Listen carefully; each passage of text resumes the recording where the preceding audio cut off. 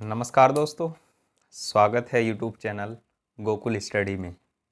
और कैसे हैं आप लोग? एकदम अच्छे होंगे, एकदम बढ़िया होंगे और पढ़ाई आपकी बढ़िया चल रही होगी। कमेंट बॉक्स में आप लोग लिखना कि वीडियो आपको कैसा लगा और कंप्लीट ही वीडियो आप लोग देखा करो ताकि चीज़ें आपको सीखने के लिए मिलें। लास्ट वीडियो में हमने बात की है लोक सेवा आयोग क्या क्या प्रावधान हैं संविधान में उनके बारे में, यानी अध्यक्ष किसको बनाया जाएगा, क्या योग्यताएं होंगी, उन सभी के बारे में हमने बात की है। तो लास्ट वीडियो आपने देखा होगा, नहीं देखा तो आप लोग उसको देखना और वीडियो आप लोग कंप्लीट ही देखा करो ताकि आपको सीखने के लिए मिले कुछ। आज हम लोग बात करने वाले हैं आरटीआई के बारे में, राइट टू इन्फॉर्मेशन 2005 के बारे में हम लोग बात करने वाले हैं।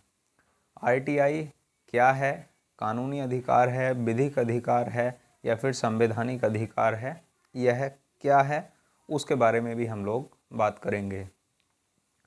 और सूचना का अधिकार का मतलब क्या है उसकी भी हम लोग बात करेंगे कि किस प्रकार से कोई भी एक आम नागरिक किसी भी कार्यालय से सूचना प्राप्त कर सकता है, तो उसके संबंध में उसको क्या क्या करना होता है, कौन सी प्रक्रिया है, किसके पास उसको सूचना लेने के लिए अपील करनी होती है, उन सभी की हम लोग बात करेंगे।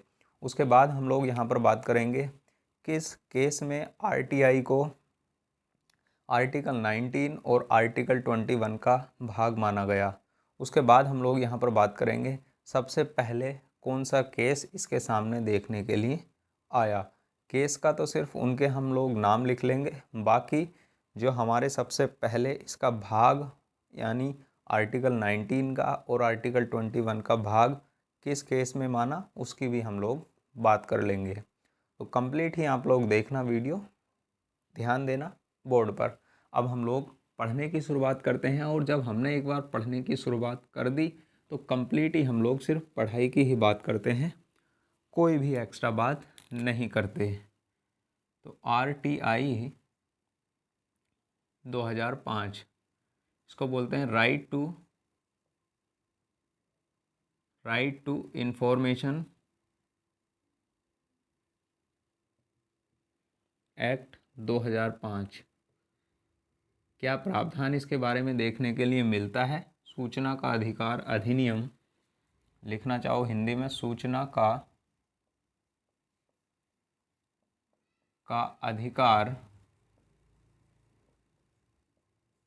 2005, और अधिनियम लिखना चाहो तो आप लोग लिखना, क्योंकि अधिनियम आया उसके बाद इसको लागू किया गया 12 अक्टूबर 2005 से। और सबसे पहले कब लागू किया उसकी भी हम लोग बात करेंगे। यहाँ पर प्रारंभ की हम लोग जब बात करते हैं, सबसे पहले इसके संबंध में कौन सा केस देखने के लिए मिला और किससे संबंधित केस था हो, तो एसपी गुप्ता बनाम भारत संघ 1982 का मामला था। 1982 इसके संबंध में सबसे पहला केस एसपी गुप्ता बनाम भारत संघ। उसके बाद यहाँ पर हम लोग बात करें दूसरा केस कौन सा सामने आया, तो उसके बाद यहाँ पर देखने के लिए मिला people union for civil liberalisation, people for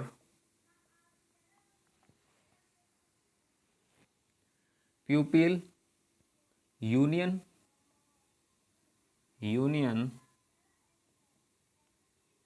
for civil लिबर्टाइजेशन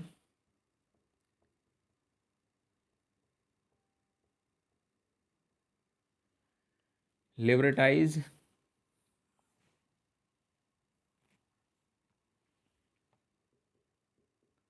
versus union of India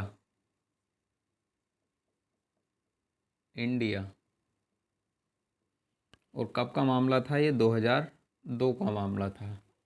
यहाँ से अधिक सवाल नहीं बनेंगे, सिर्फ मैं केस आपके लिए बता रहा हूँ कि कौन से केस थे ये, तो एसपी गुप्ता बनाम भारत संघ 1982 का सबसे पहला मामला था सूचना अधिकार से संबंधित का। उसके बाद हम लोग यहाँ पर बात करें people union for civil liberties versus union of India 2002 का मामला था। उसके बाद हम लोग बात करते हैं कि कब किस केस में इसको आर्टिकल 19 और आर्टिकल 21 का भाग माना। तो किस केस की हम बात करते हैं, वो कौन सा केस है? Association for democratic reform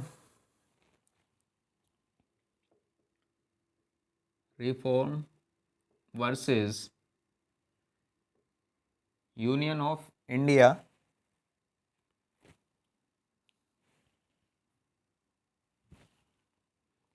association for democratic reform versus union of India 2003 का मामला है। इस केस से ही जो आरटीआई है उसको आर्टिकल 19 का और आर्टिकल 21 का भाग माना गया। इस केस में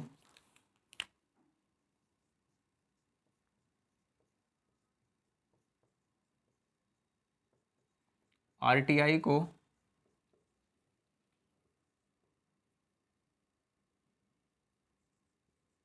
आर्टिकल 19 तथा आर्टिकल 21 का भाग माना गया।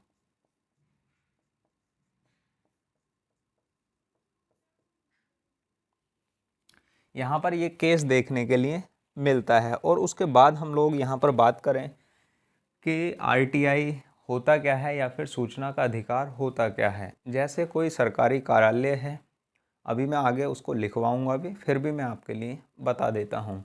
जैसे कोई सरकारी कार्यालय है और उस कार्यालय से आपको सूचना लेनी है तो वहाँ पर आप लोग सूचना ग्रहण कर सकते हैं।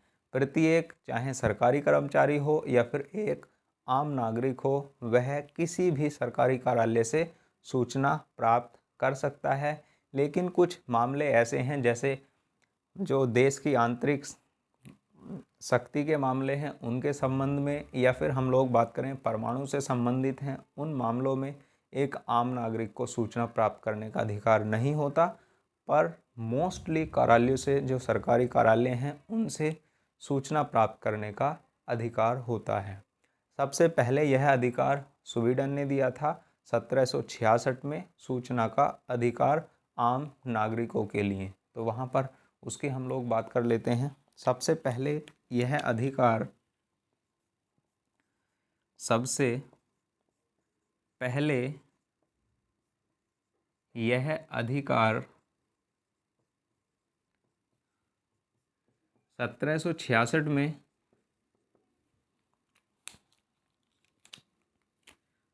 स्वीडन के द्वारा आम नागरिकों को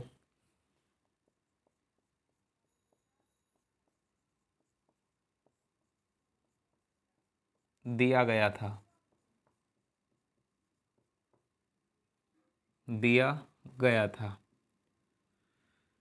सबसे पहले हम लोग बात करते हैं स्वीडन, और 1766 में आम नागरिकों को यह अधिकार दिया गया था कि किसी सरकारी कार्यालय से सूचना प्राप्त कर सकते हैं। और भारत के संबंध में हम लोग बात करें तो सबसे पहले भारत में गोवा पहला राज्य बना था जिसमें इसके लिए कानून बनाया गया था। तो बात हम लोग उसकी करेंगे।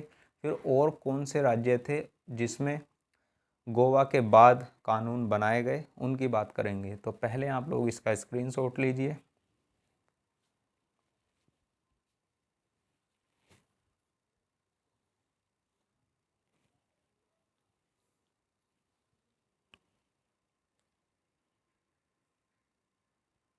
लिया होगा आपने स्क्रीनशॉट।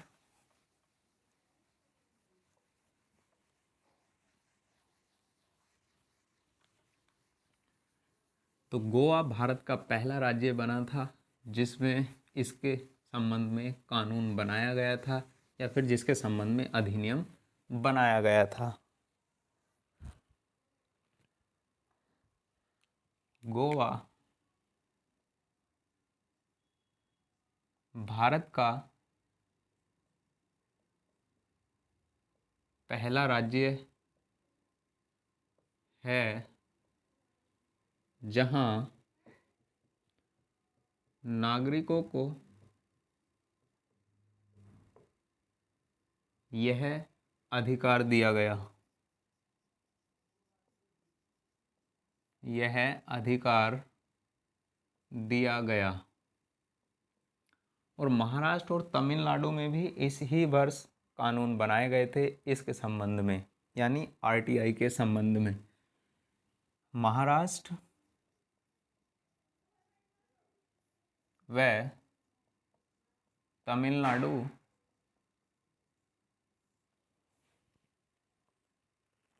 में भी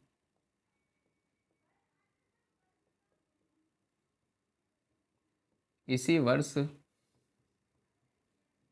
यह कानून बनाए गए थे।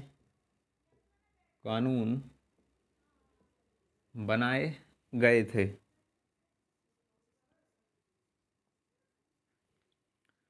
उसके बाद हम लोग यहाँ पर बात करते हैं कि कोई और भी भूमिका रही है, किसी और की भी यहाँ पर भूमिका रही है सूचना के अधिकार के संबंध में अधिकार दिलाने की, तो बिल्कुल हम लोग उनकी बात करते हैं। जैसे हम लोग बात करें पूर्व आईएएस अधिकारी अरुणा रॉय का एक भारतीय किसान शक्ति संगठन था, उसके सहयोग से, और अरविंद केजरीवाल जो वर्तमान में दिल्ली के मुख्यमंत्री हैं, उनके परिवर्तन नामक संगठन से इसको और अधिक तेजी मिली, यानी अधिकार देने की बात और यहाँ पर सामने आई।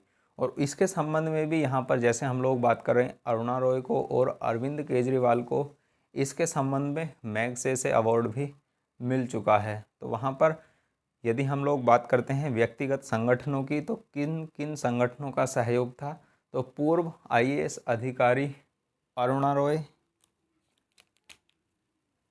पूर्व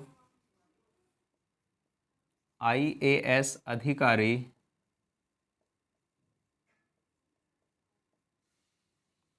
अरुणा रॉय और इनका संगठन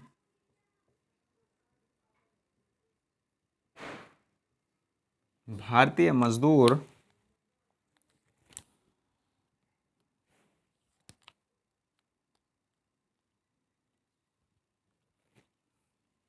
इनका संगठन मजदूर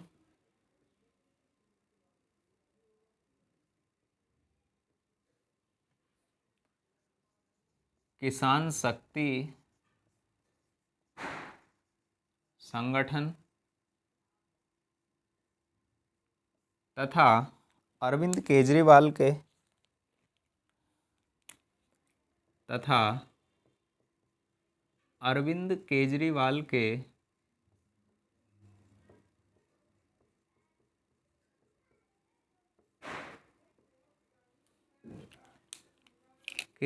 परिवर्तन नामक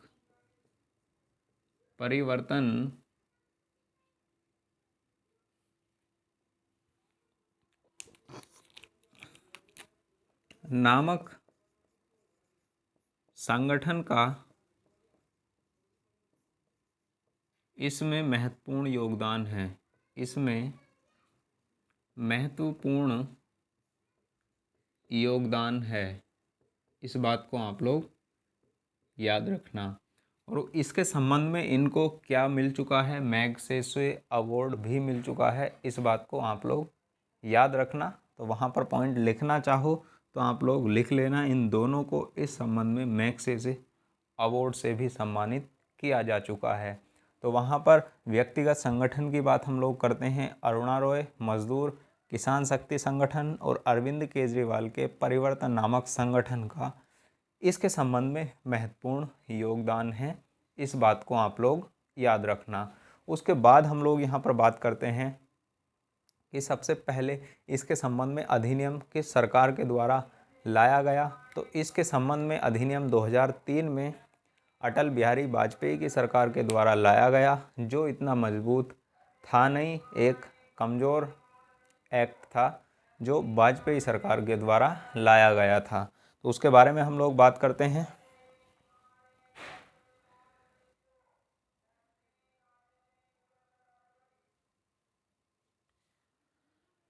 वाजपेयी सरकार द्वारा वाजपेयी सरकार द्वारा 2003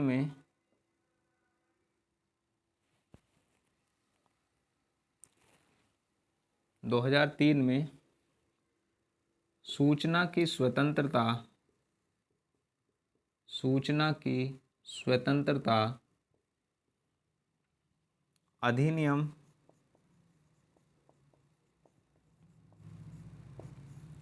2003 लाया गया था।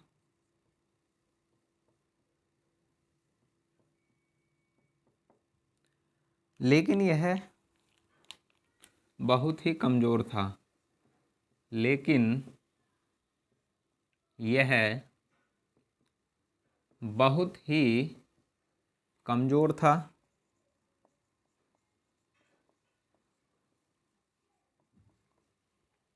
और उसके बाद हमारा जो आज का अधिनियम है 2005 में, यह अधिनियम लाया गया। आरटीआई एक्ट, सूचना का अधिकार, राइट टू इन्फॉर्मेशन एक्ट 2005 लाया गया और इसको सबसे पहले 15 जून 2005 को लागू किया गया, जिसके बारे में हमें पढ़ना है। यहीं से शुरुआत की जाती है कि इसको सबसे पहले लागू कब किया गया और उसके बाद पूर्ण रूप से इसको लागू कब किया गया, वहाँ से शुरुआत की जाती है। पर मैंने आपको बताने की कोशिश की है उससे पहले इसके संबंध में क्या क्या कोशिश की गई थी। तो पहले आप लोग इसका स्क्रीनशॉट लीजिए, फिर हम लोग बात करते हैं 2005 के एक्ट की।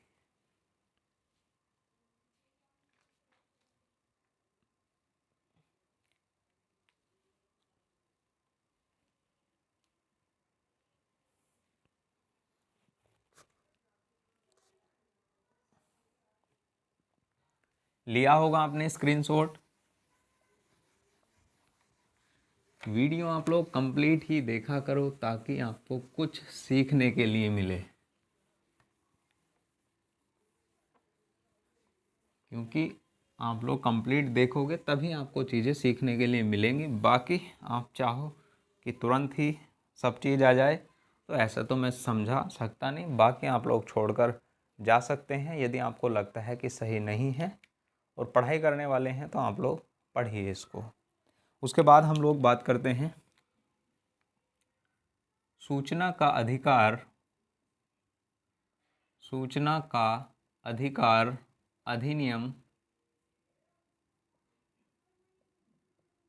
अधिनियम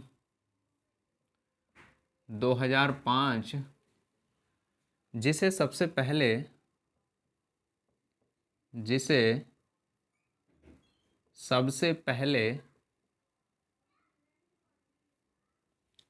15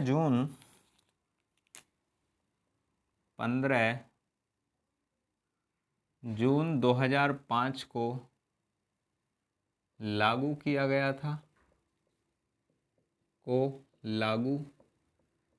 गया था और इस अधिनियम को पूर्ण रूप से इस अधिनियम को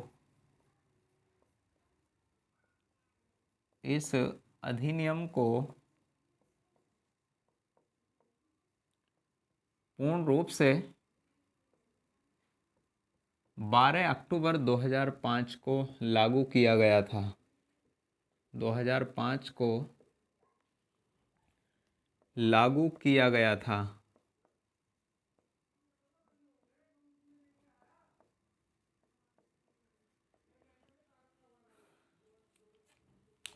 केंद्रीय सूचना आयोग क्या है, राज्य सूचना आयोग क्या है, उसकी हम लोग बात करेंगे, क्योंकि 12 अक्टूबर 2005 को ही उनकी स्थापना की गई थी और यहाँ पर आरटीआई से ही संबंधित है। केंद्रीय सूचना आयोग और राज्य सूचना आयोग, किस प्रकार से केंद्रीय सूचना आयोग का कार्य होता है और किस प्रकार से राज्य सूचना आयोग का कार्य होता है। तो बात हम करेंगे, जब आगे बात करेंगे तो पहले हम लोग बात करें आरटीआई एक्ट 2005 को पूर्ण रूप से कब लागू किया गया। 12 अक्टूबर 2005 को इसको लागू किया गया। इसीलिए 12 अक्टूबर 2005 को क्या मनाया जाता है, सूचना का अधिकार दिवस। 12 अक्टूबर को सूचना अधिकार दिवस मनाया जाता है।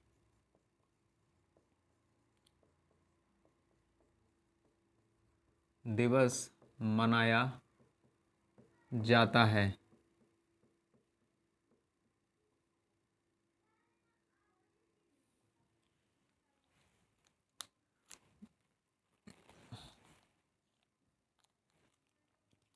और क्या है इसकी विशेषता? इसकी विशेषता है जो आरटीआई 2005 का अधिनियम है, यानी विशेषता क्या है, किस लिए इसको बनाया गया।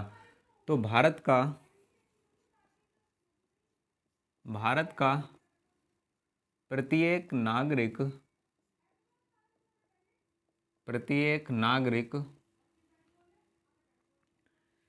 किसी भी सरकारी संगठन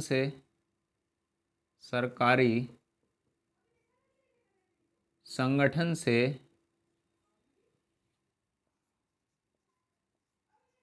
सूचना प्राप्त कर सकता है। ऐसा प्रावधान या विशेषता इसकी है कि प्रत्येक नागरिक किसी भी सरकारी संगठन से सूचना प्राप्त करने का अधिकार रखता है इसके माध्यम से। ये बात आप लोग याद रखना। और यहाँ पर सरकारी संगठन में कौन शामिल होगा उसकी हम लोग बात करें तो सरकारी संगठन में वे संस्थाएं शामिल होंगी जो आर्टिकल 12 की परिभाषा के तहत आती हैं। और आर्टिकल 12 में क्या परिभाषा है सरकार की, या फिर जैसे हम लोग बात करें संगठन की, संस्था की क्या परिभाषा है, कौन सी जो हमारे पास संगठन है या फिर सरकारी संस्थाएं हैं आर्टिकल 12 में उनको किस प्रकार परिभाषित किया गया है, तो वहाँ पर आप लोग देखोगे तो उसको आपको पता लग जाएगा। तो आर्टिकल 12 आप लोग पढ़ो, वहाँ पर जाके देखोगे तो मैंने आपको कंप्लीट बताया है कि आर्टिकल 12 में कौन सी संस्थाएं शामिल होती हैं। इस बात को वहाँ पर आप लोग जाकर देखिए। तो अनुच्छेद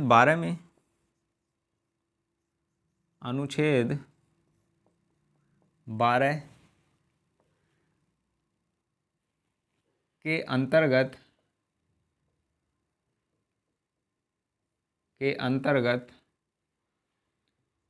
राज्य की परिभाषा में शामिल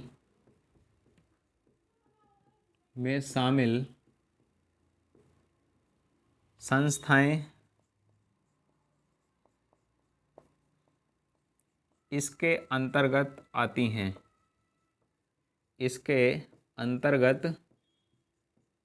आती हैं। ऐसा प्रावधान यहाँ पर देखने के लिए मिलता है।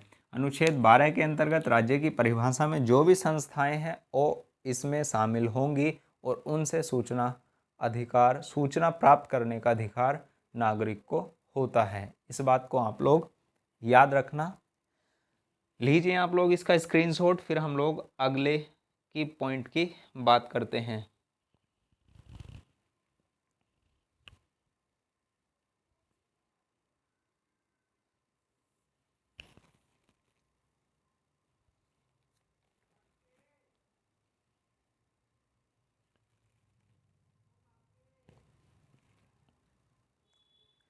लिया होगा आपने स्क्रीनशॉट।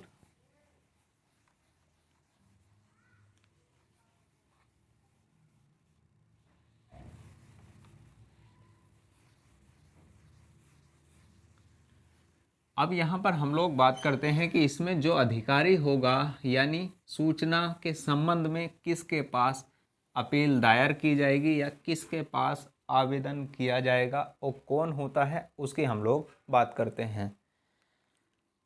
तो प्रत्येक संगठन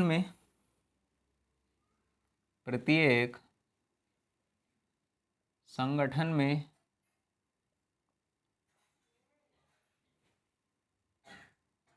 एक लोक सूचना अधिकारी होता है, लोक सूचना अधिकारी होता है, जिसको हम बोलते हैं PIO, पब्लिक इंफॉर्मेशन ऑफिसर होता है,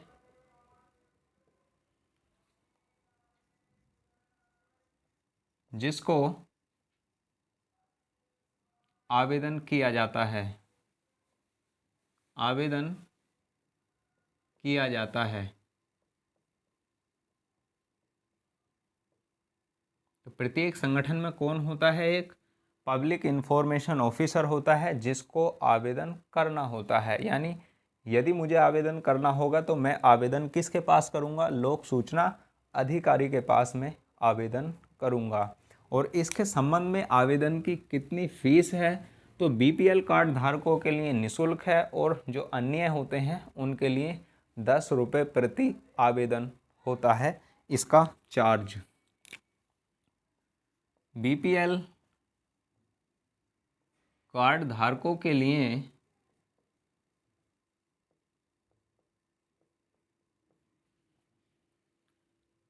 निःशुल्क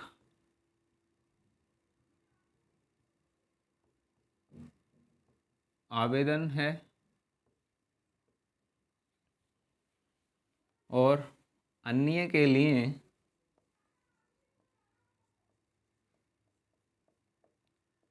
10 रुपये प्रति आवेदन है।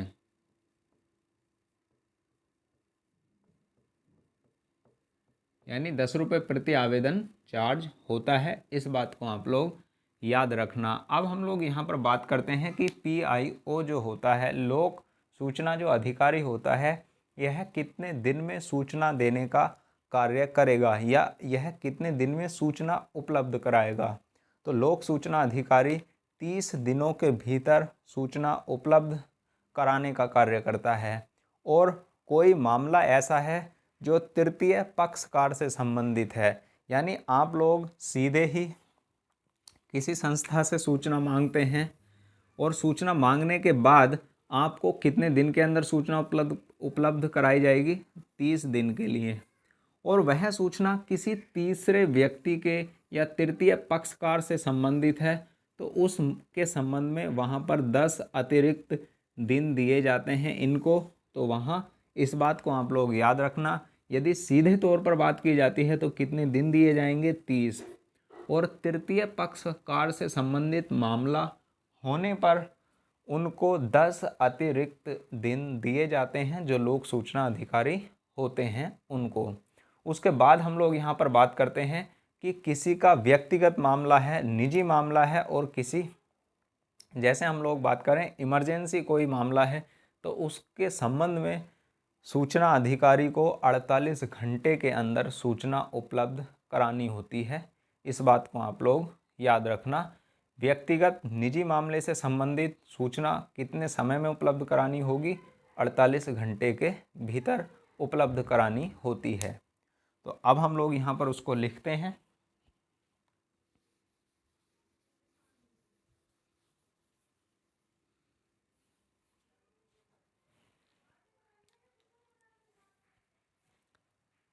आवेदन करने पर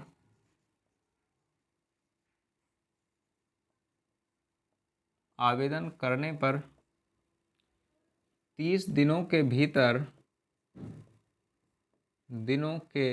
भीतर सूचना उपलब्ध करानी होती है, उपलब्ध करानी होती है।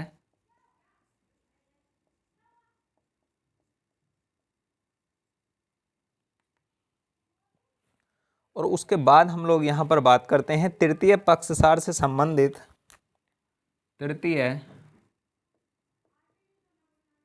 पक्षकार से संबंधित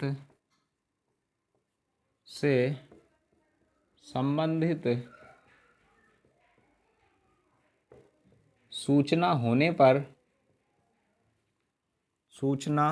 पर 10 अतिरिक्त दिन 10 अतिरिक्त दिन दिए जाते हैं। इस बात को आप लोग याद रखना, अतिरिक्त 10 दिन और दिए जाएंगे, ये मामला यहाँ पर देखने के लिए मिलता है। और यदि कोई सूचना, जो 48 घंटे के भीतर वाली सूचना है, यदि कोई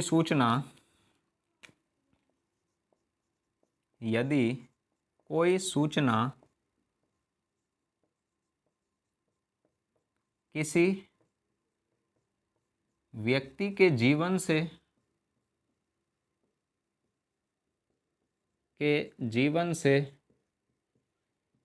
जुड़ी है तो उस सूचना को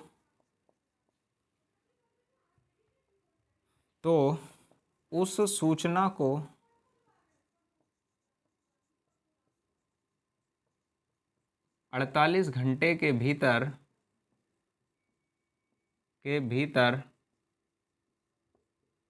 उपलब्ध कराना होता है।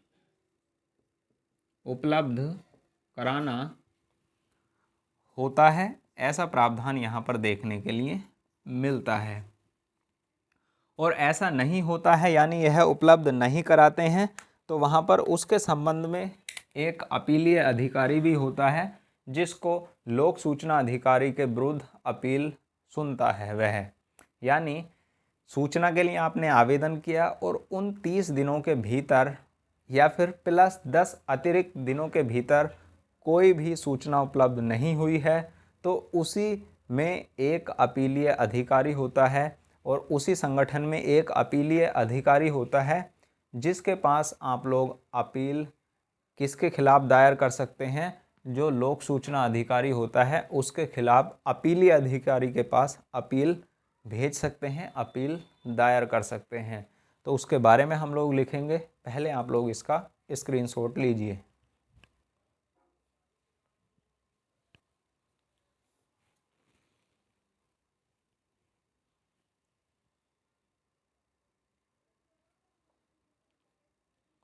लिया होगा आपने स्क्रीनशॉट।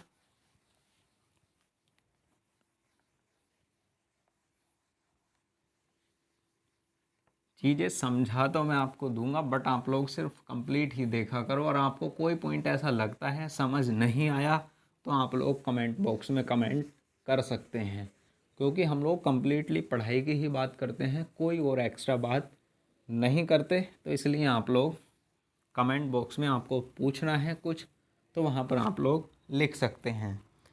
ध्यान दो, यदि निर्धारित समय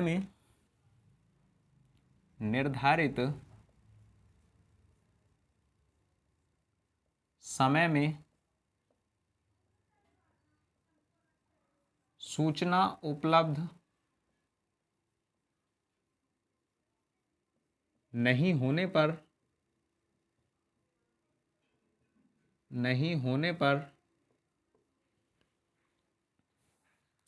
उसी संगठन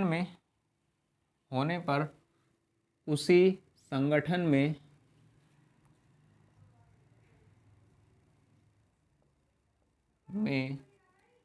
अपीलीय अधिकारी के पास अपील